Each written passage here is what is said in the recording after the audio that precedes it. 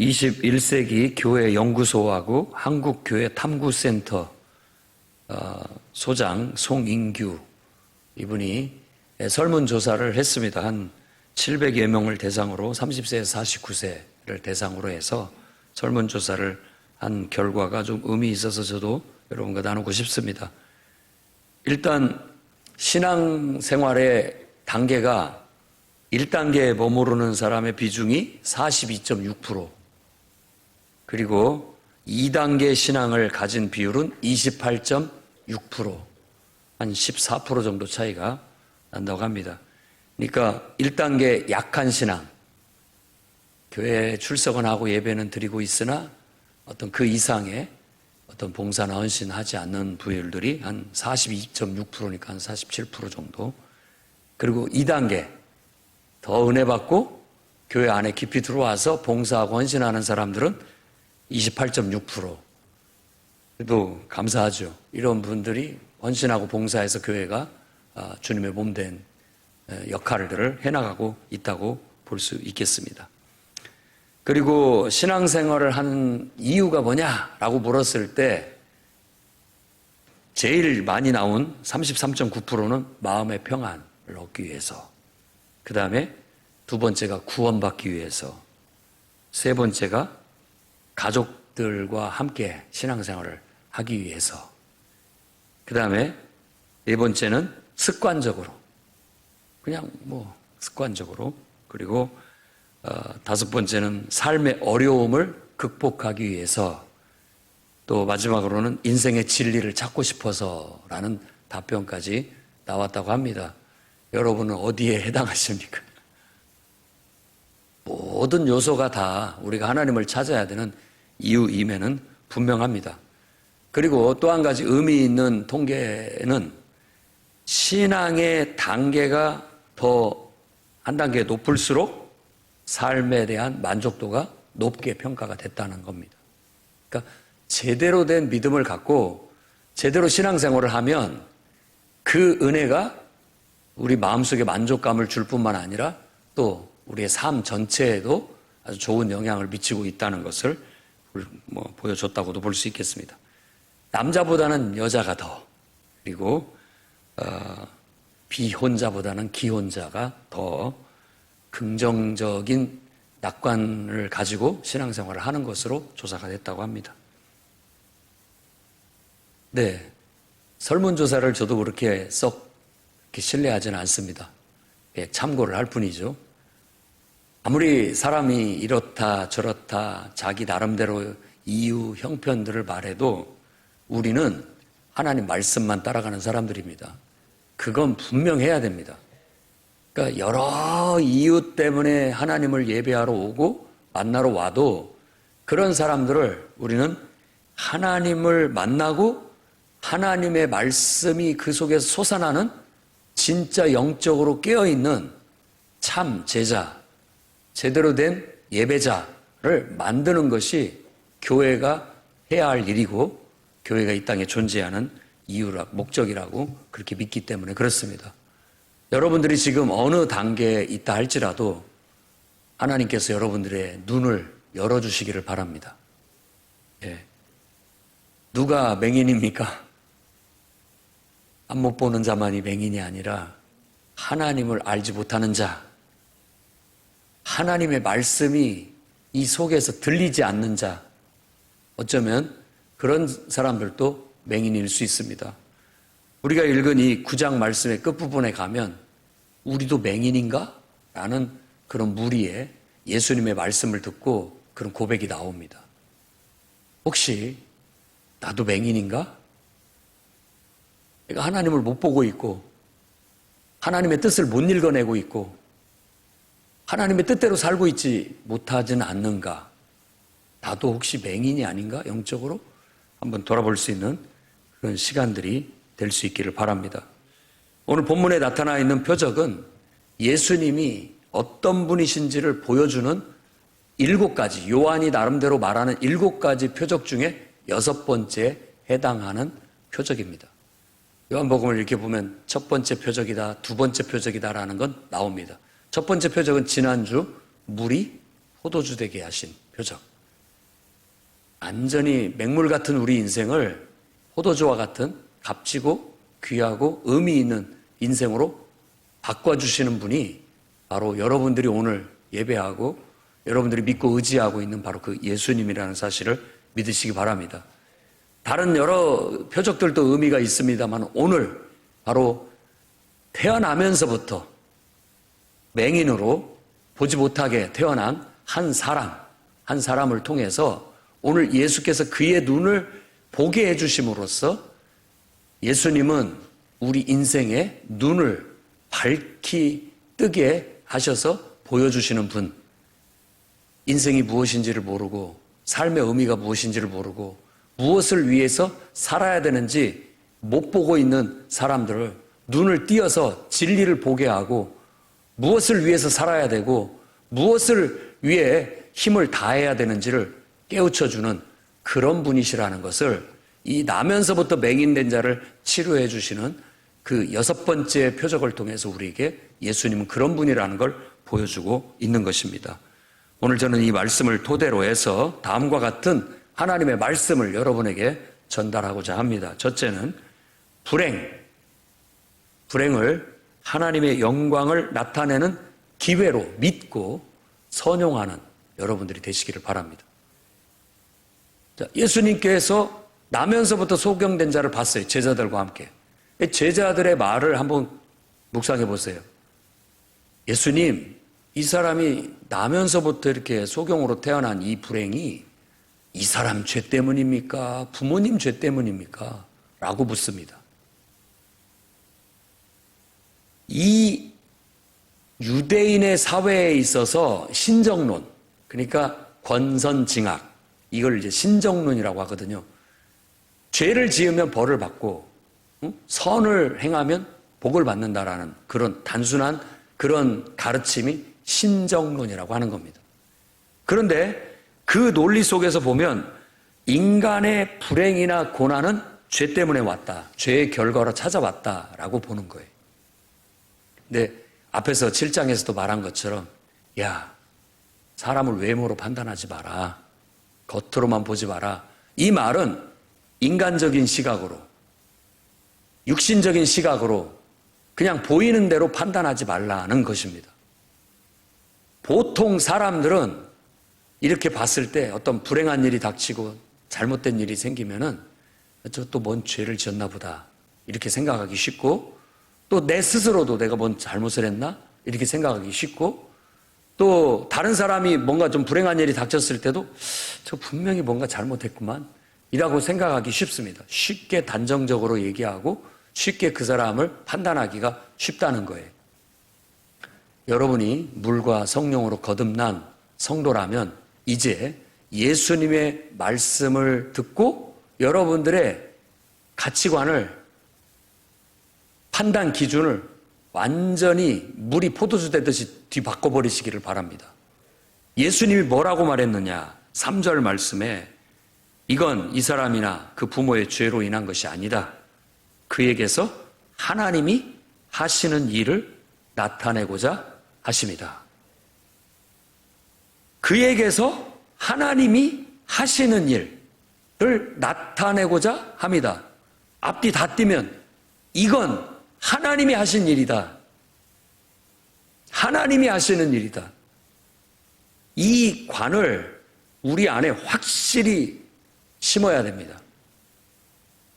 우린 그냥 눈에 보이는 대로 또 뭐 잘못했구만 어떤 그 사람을 눈에 보이는 대로 판단하려고 하는 게 우리 눈에 보이는 대로 분석하고 판단한다는 것을 지금 문제 삼는 거예요. 예수님 말씀대로 세상에 속한 사람이에요. 세상에 속한 사람. 우리는 거듭났어요. 물이 포도주 되듯이 완전히 우리의 속이 뒤바뀐 사람이에요. 이제는 우리는 하나님의 자녀고 주님의 제자지 세상 사람이 아니에요. 그런 사람들은 모든 일을 볼 때, 살필 때, 말할 때, 해석할 때 하나님이 하신 일이다 라고 말하셔야 됩니다.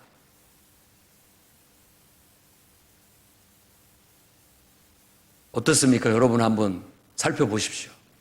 모든 일을 하나님이 하신 일이다 라고 일단 인정하고 왜 하나님께서 나를 나면서부터 눈을 못 보게 하셨을까?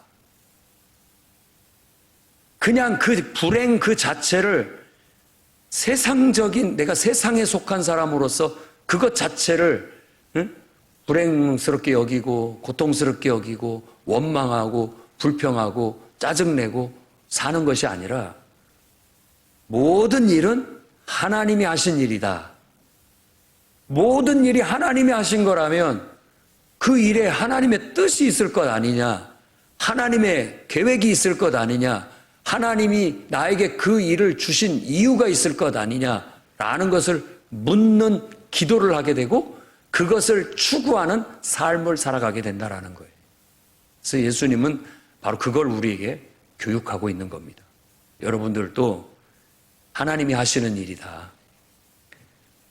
내가 지금 어떤 모습이든, 내게 닥치는 어떤 불행이 찾아왔든, 내게 어떤 고난이 찾아왔든, 내가 원치 않은 어떤 일이 찾아왔든 하나님이 하신 일이다 라고 믿고 고백하고 그 속에서 하나님의 계획을 읽어내고 그 속에서 하나님의 뜻을 찾아내고 그 뜻을 쫓아가게 되면 결국 하나님의 영광을 드러내게 된다라는 겁니다. 아마 이 나면서부터 소경된 자는 얼마나 불행스럽겠습니까? 볼 것을 보지 못하고 답답한 인생을 살았고 제한된 삶을 살았는데 그가 만일 이 모든 것이 하나님이 하시는 일이다. 하나님이 나를 소경으로 태어나게 하셨다. 하나님은 어떤 뜻을 갖고 계실까? 어떤 계획을 갖고 계실까? 어떤 목적으로 나를 이렇게 만드셨을까? 오늘 그걸 이해했을 겁니다. 하나님께서 인간으로 이 땅에 오셔서 그분이 바로 온 세상을 구원하실 구원자라는 것을, 구주라는 것을 오늘 나를 만나 내 눈을 뜨게 해주심으로써 모든 세상에 나타내시려고 이때를 위해서 나를 날 때부터 볼 수 없는 그런 문제를 가지고 태어나게 하셨구나 라고 결국 깨닫게 되고 하나님께 영광을 돌리게 됐으리라 믿습니다. 우리도 그런 믿음을 가져야 되겠습니다. 여러분, 욥기를 보더라도 욥이 고난 받는 것을 새 친구가 와서 너 뭔가 잘못해서 이런 것이야 얘기합니다. 후세대인 좀 더 똑똑한 사람이라 엘리바스도 와가지고 그런 얘기들을 다 나름대로 옳은 얘기, 나름대로 논리적인 얘기, 그럴싸한 그런 논증을 펴니다. 어떤 말도 하나님이 하시는 일을 이해하지 못하고 설명하는 말이에요. 욥이 왜 그런 일을 당했습니까? 하나님이 하신 일이에요. 그래서 하나님의 영광을 위해서, 하나님의 영광을 위해서 하나님이 하신 일이에요. 때로는 우리가 이해를 하지 못하고 또 때로는 받아들이기 어렵더라도 그건 하나님이 하시는 일이었어요. 그래서 결국은 하나님께서 그 인생을 통해 또 결국은 나를 통해 하나님은 하나님의 계획을 이루시고 하나님의 뜻을 이루시고 하나님의 영광을 나타내실 것이다 라는 거죠. 오늘 그 믿음이 여러분 속에 있기를 바랍니다. 그래서 여러분들이 인생의 불행을 그리고 또 고난을 원치 않은 일들이 닥치는 일들을 바라보는 시각을 바꾸세요. 물이 포도주 되듯이. 이제 우리는 세상 사람이 아닙니다. 세상에 속한 사람이 아니에요. 하나님을 믿는 사람입니다. 하나님으로부터 다시 태어난 하나님의 자녀예요. 그러니까 우리의 모든 생각은 하나님께로부터 와야 되고 하나님을 통해서 세상을 봐야 되고 하나님의 음성을 듣고 세상을 해석하고 분석할 수 있어야 됩니다. 그래야 여러분이 참 제자가 되고 온전해질 수 있게 되는 겁니다. 이게 안 되면은 빨리 교회에 찾아와서 하나님 앞에 기도하십시오. 처음에는 불평, 불만, 내 생각들을 쏟아놓지만 하나님께서는 여러분의 눈을 탁 띄워주셔서 밝히 보게 해주실 겁니다. 왜 이런 일이 닥쳤는지, 무슨 하나님의 계획을 갖고 계신지 여러분의 눈이 띄어지면 밝은 눈으로 그걸 보게 될 것이고 고개가 끄덕여지고 주님 뜻대로 하시옵소서 하고 돌아가게 되는 거예요. 그게 거듭난 신앙인인 것이죠. 여러분의 신앙이 1단계 약한 믿음에 머물지 않기를 바랍니다. 그냥 눈에 보이는 어떤 것들을 인간적으로 판단하고 생각하고 일희일비하며 살지 마시고 한 단계 더 나아가십시오. 거듭나십시오. 물과 성령으로 거듭나서 진짜 성령의 사람이 되십시오. 하나님과 내가 하나가 돼서 나는 하나님의 눈으로 세상을 보고 하나님의 말씀으로 세상을 살고 하나님의 뜻과 계획을 위해서 살고 결국은 하나님의 영광을 드러내고 나는 하나님께로 가서 감춰지리라. 하나님 안에 품에 안기리라 하는 믿음을 갖고 살아감으로써 여러분이 진짜 한 단계 더 깊은 신앙으로 나아가시기를 바랍니다. 그러면 더 모든 면에 있어서 더 여러분들이 은혜를 경험하게 될 것이고 하나님의 능력도 경험하게 될 것이고 축복도 경험하게 될 것이고 이 땅이 불행과 고난의 연속이 아니라 오히려 천국이다. 날마다가 하나님의 은혜 속에서 잔치다라고 말할 수 있게 되리라고 믿습니다. 어떤 사람이 슬픔은 내가 이길 수 있는 고통이다라고 그렇게 말하더라고요. 고개가 좀 끄덕여집니다. 절망은 내 힘으로 이겨낼 수 없는 고통을 절망이라고 한다고 합니다. 그러면서 절망이라는 것을 곰곰이 생각해 보면 왜 사람이 절망하느냐? 그것은 하나님보다 어떤 것을 더 사랑하고 의지하기 때문이다. 그게 가짜 하나님, 곧 우상이다. 그래서 하나님께서 우리에게 고난, 환난, 역경, 절망을 주시는 이유는 네 속에 하나님보다 더 사랑하는 가짜 하나님, 우상이 있음을 깨우쳐 주기 위한 거라는 거예요. 자식을 예로 들어보겠습니다. 자식이 여러분을 실망시킬 때 의외로 어떤 것으로도 위로가 되지 않는답니다.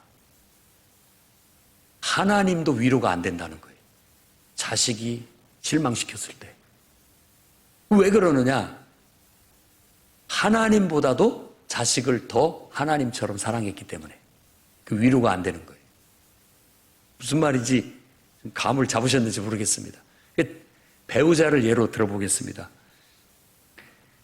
배우자가 여러분들을 실망시켰을 때 하나님의 말씀을 아무리 읽어도 위로가 안 된답니다. 왜? 배우자를 하나님 말씀보다도 더 귀하게 여기고 소중하게 여겼기 때문에. 그게 바로 우리가 가지고 있는 가짜 하나님, 우상이라는 거예요. 그것이 우리를 실망시키고 절망시키면 일으켜 세울 수 있는 분이 없어요. 이렇게 세울 수 있는 존재가 없다고요. 그래서 성경은 여러분들에게 모든 걸 하나님께 맡겨라. 하나님을 네 인생의 최고로 여겨라. 그분을 모든 것보다도 정말 에브리띵으로 여기고 그분을 사랑해라. 그래야 그 사랑이 바탕이 돼야 그 사랑의 품속에 내가 있어야 절망하지 않게 된다. 때로 누군가가 나를 어렵게 만들고 나를 힘들게 만들어도 하나님 앞에 오면, 쪼르르 오면 치유가 되고 회복이 되는 거예요. 그래서 절망한 영혼들에게 있어서 정말 그것을 회복할 수 있는 첫 번째 단추는 바로 세상에 나를 절망시키는 어떤 대상, 그보다도 하나님을 더 사랑하게 해달라는 회개부터 이루어져야 된다는 거예요. 그래서 하나님을 내 안에 다른 어떤 것으로도 만족하지 않고 하나님으로 내 안이 꽉 차게 됐을 때 그 하나님 안에 자식도 배우자도 세상에 내가 사랑하는 것도 이렇게 박히게 되면 그것은 우리에게 절망을 가져다 주지 못한다는 거예요.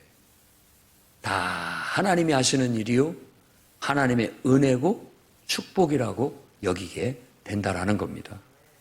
그러니 여러분 바른 믿음을 가져서 여러분의 불행을 바라보는 시각이 변화돼서 다 하나님의 은혜요 축복이고 사랑이고 그 모든 것들이 하나님의 영광을 위한 도구일 뿐이다 라고 여기고 살아가시기를 주의 이름으로 축원합니다.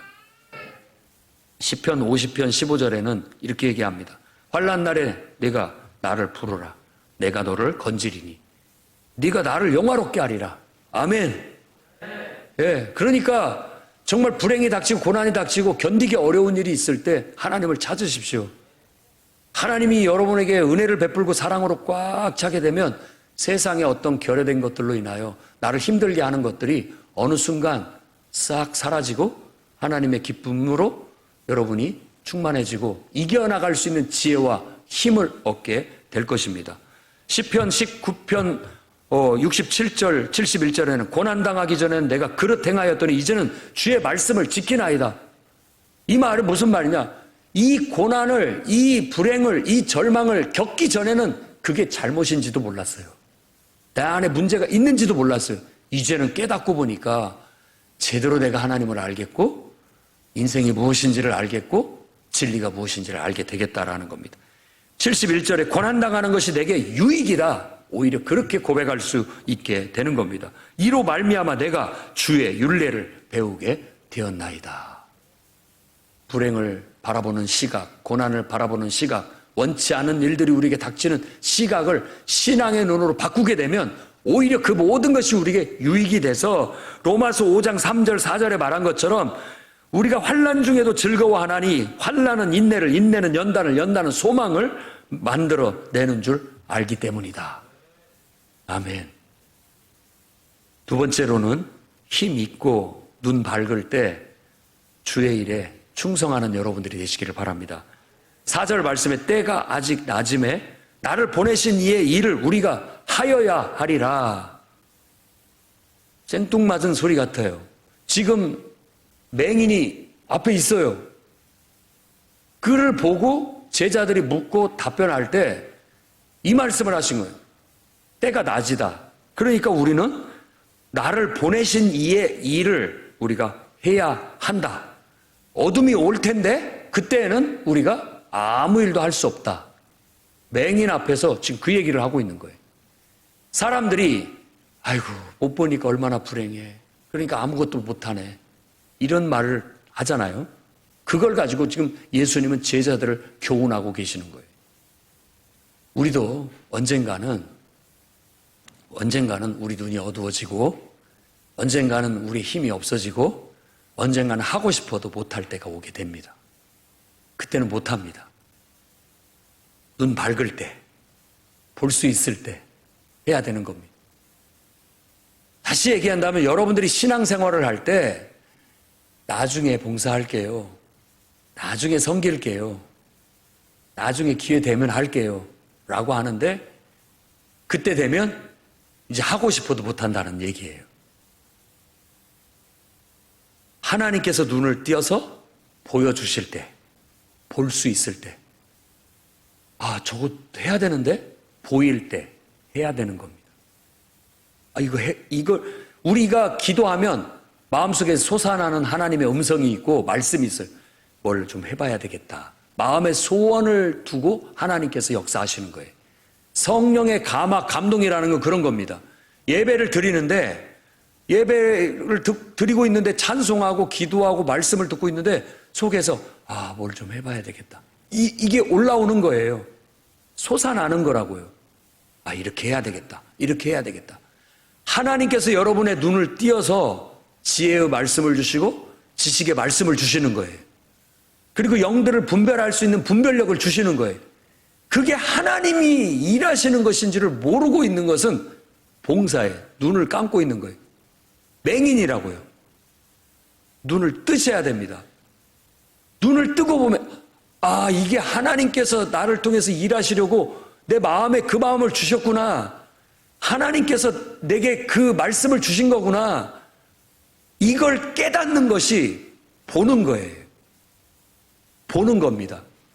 할 일이 보인다는 것은 눈이 떠져 있다는 뜻이에요. 아침에 일어나면 오늘 또 할 일이 탁 보이면 축복입니다. 축복이에요. 저녁에 잠자리에 들면서 오늘 한 것에 대해서 감사하고 내일 할 일들이 머릿속에 탁 떠오르면 감사하고 이게 축복이라는 걸 아셔야 됩니다.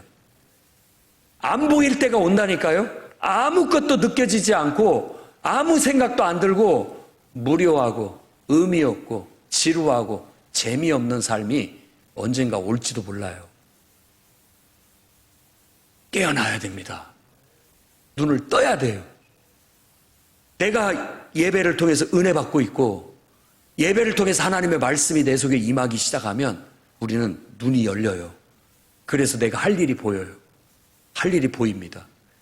그리고 그 일을 할 수 있는 힘이 내게 있다는 걸 느껴요. 그리고 우리는 그것을 하게 되는 겁니다. 그게 인생의 보람이고 그게 인생의 열매인 거예요. 무료하게, 무기력하게 살지 마시고 힘 있고 눈이 밝을 때 주의 일에 더 충성하는 여러분들이 될 수 있기를 바랍니다. 전도서 9장 10절 말씀에 네 손이 이 일을 얻은 대로 힘을 다하여 할지어다. 네가 장차 들어갈 수월에는 일도 없고 계획도 없고 지식도 없고 지혜도 없습니다. 아무리 하고 싶어도 어두워질 날이 옵니다. 그러면 그때는 못합니다. 지금 할 수 있을 때 해보면 할만해요. 할만합니다. 그래서 하나님께서 나를 이곳에 보내셨구나.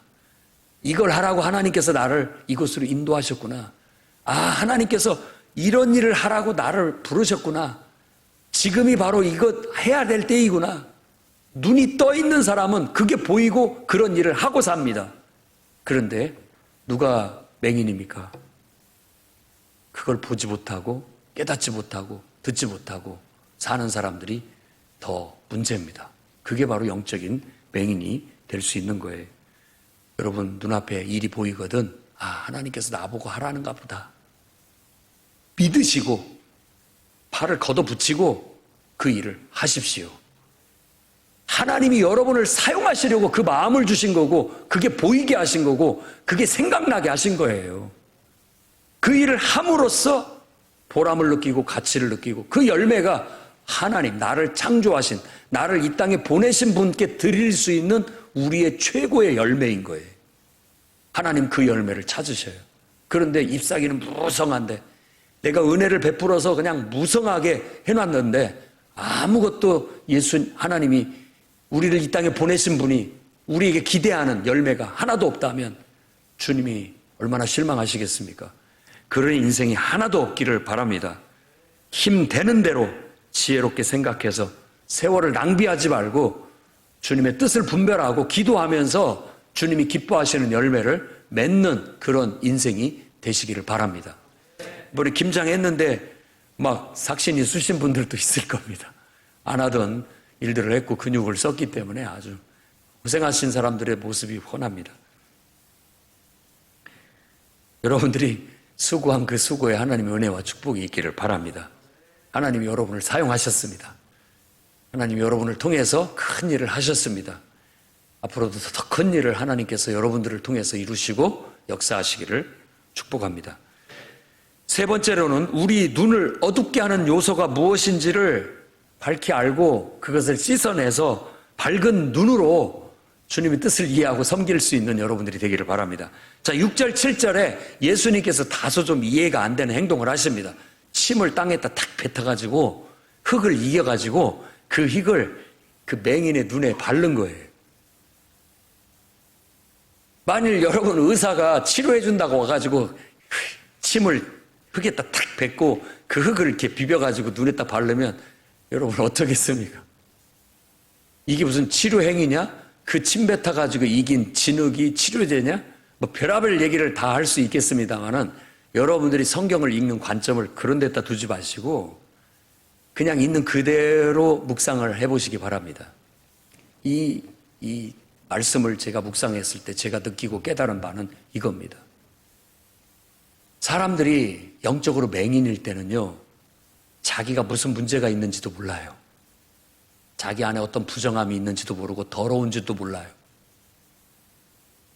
예수님께서 침을 택 뱉어가지고 그걸 이겨가지고 눈에다 발라주면 아이고 불결하다, 더럽다 하는 걸 확실히 느껴요. 그리고 가서 씻고 싶어지는 거죠.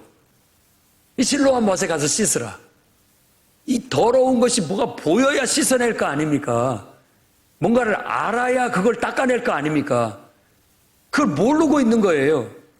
그런데 어떤 의미에서 보면 예수님이 침을 택 뱉고 진흙으로 해가지고 일단 발라주니까 이게 더러움, 불결함, 불편함 느끼니까 이거 빨리 가서 씻어내야 되겠다 하는 생각이 들고 그걸 씻어낼 수 있게 되는 거예요. 제일 큰 문제는 내가 뭐가 잘못됐는지도 모른다는 거. 내가 무슨 문제를 안고 살아가고 있는지도 모른다는 거. 그게 맹인이죠. 못 보고 있으니까. 예수님을 만나면 확실히 보여줍니다. 아이고, 더럽다. 불편하다. 느끼게 만들어주시는 거예요. 그러니까 주님을 만나면은 둘 중 하나요. 변화되든지 아니면 싫어서 도망가든지. 빛이 어둠에 비치니까 어떤 사람은 좋아하는데 어떤 사람은 슬슬 피해 다녀요. 왜? 자기의 더러움이 보이니까. 자기의 죄가 드러나니까. 그거 싫은 거예요. 아, 예수님 자꾸 이러면 불편합니다.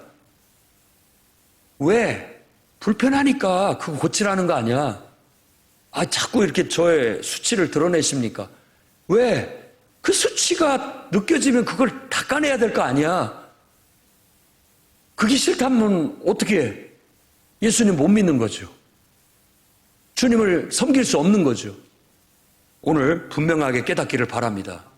주님이 침을 뱉어서 진흙을 이겨 바른 것은 분명하게 너의 문제가 무엇인지를 보여주고 너의 부정함이 무엇이고 불결함이 무엇이고 너의 불편한 점이 무엇인지 네가 제거해야 할 것이 무엇인지를 밝히 느끼고 깨닫게 해주시는 것이라는 거. 그걸 느꼈다면 오늘 예수님의 말씀처럼 보냄을 받음이라는 뜻을 가지고 있는 실로암 못에 가서 씻어내서 진짜 내가 왜 이 땅에 태어났는지, 하나님께서 왜 나를 이곳에 보내셨는지 그 하나님의 뜻을 눈을 떠서 밝은 눈으로 볼 수 있기를 바랍니다. 그래서 눈이 밝아졌으니까 아, 이제 내가 뭔가를 해봐야 되겠구나. 이제야 내가 알겠다. 인생이 무엇인지. 이제야 알겠다. 하나님께서 왜 내 인생을 이렇게 이끌어 오셨는지 깨닫고 이제 내가 밝히 보게 됐으니까 주님이 기뻐하시는 삶을 살아보겠습니다. 하나님이 원하시는 대로 정말 더 가치 있고 의미 있는 밝은 인생을 한번 살아보겠습니다. 어둠 속에서 정말 하나님 앞에 나오기를 부끄러워하고 두려워하면서 숨어서 정말 얄팍한 신앙, 물가에 그냥 들어가지는 못하고 그 물가에서 그냥 물만 찰팍찰팍 하면서 망설이고 있었던 내 모습이 보입니다. 이제는 내가 달라지겠습니다. 밝히 보게 되니까. 우리 눈이 뜨이지 않으면 우리 인생은 어두워질 수밖에 없고 우리 인생은 방황할 수밖에 없는 거예요. 무가치한 삶을 살면서 살아가게 되는 겁니다. 사막과 광야의 차이는 사막은 비가 간간히 내리는데 아무 풀도 안 자라는 곳이 사막이고요. 광야는 이렇게 보면 건기 때에는 풀 한 폭이 안 자라는데 우기가 딱 되면 풀이 막 자라서 초장이 된다는 거예요. 그래서 유대 땅의 그 광야에서 바로 양을 칠 수가 있는 것이죠. 우리 성도들은 광야라고 사도행전 7장에 스데반의 입을 통해서 우리에게 말해주고 있습니다. 우리가 하나님의 은혜가 우리에게 비처럼 쏟아지면 우리 영혼은 살아나요. 깨어납니다. 그래서 막 초장이 돼서 자라게 돼 있어요. 그럼 그걸 경험할 수 있기를 바랍니다. 우리 인생에 왜 우리 눈이 띄어지지 못하고 자꾸만 어두워져서 세상에 묻혀서 맹인처럼 살아가고 있느냐? 우리가 너무 바쁘게 살고 있지는 않은지 돌아봐야 되겠습니다.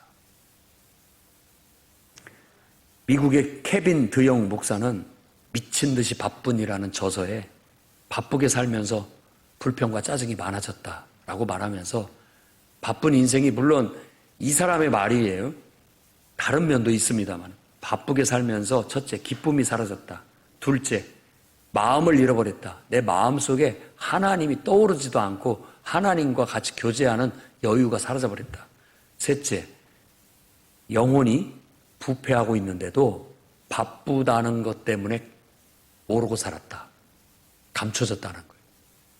너무 바쁘게 살다 보니까 내 영혼이 망쳐지고 있고 죽어가고 있고 메말라 있는데도 전혀 못 느끼고 살아왔다라고 그렇게 얘기를 하고 있다라는 거예요. 현대인들이 너무 바쁘게 살고 있지는 않은가. 그 바쁨 속에 너무 세상에 대한 욕망이 많지는 않은가.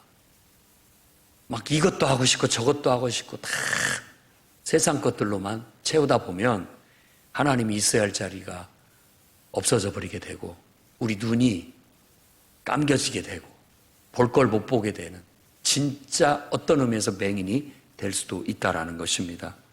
오늘 예배를 통해서 여러분들이 깨닫고 여러분의 눈을 뜨고 밝히 보고 하나님께서 나를 이 땅에 보내신 이유 확실하게 알고 하나님께서 이 풍요로운 교회 여러분을 보내신 이유 분명하게 하고 내가 지금 이곳에 존재하는 이유 분명하게 깨달아서 내가 밝히 보고 내가 할 일이 무엇인지를 찾아서 하나님께 영광 돌리는 여러분의 인생이 되기를 주의 이름으로 축원합니다. 기도하겠습니다. 거룩하신 주님,